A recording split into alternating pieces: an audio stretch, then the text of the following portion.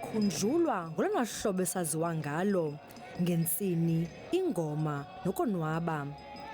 Kubhiyozelwa ubomi obuphile kakuhle.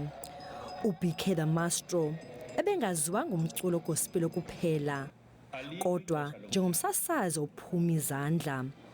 Uqale ukusebenza SABC ngonyaka 2008 esenza inkqubo yekwayara eziphambili ngecawa. uBulelani ngumntu obewuthanda kakhulu umculo wekwayara. Loo nto ke ithethe into yoba uye wakwazi unika iqonga ukuba siphuhlise umculo wekwayara kuMhlobo Wenene FM. Ude waphumelela namawonga kwi-South African Radio Awards. Ukufa kwakhe linxebe elinzulu kusapho lwakhe laseMhlobo Wenene.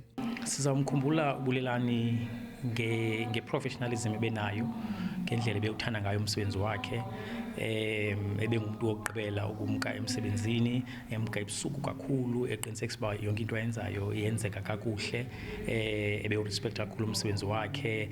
uBulelani yindodana ebibonakala mpela into yokokuba isemandleni.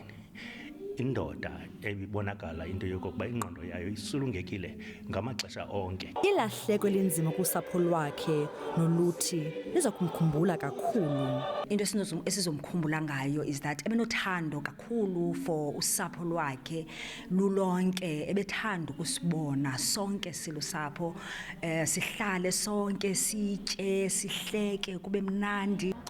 Uluntu lwaseGqeberha luphume ngobuninzi lusithi indlelantle kuBulelani Koyo, uBK The Maestro. Umngcwabo wakhe ngolwesine eBhofolo.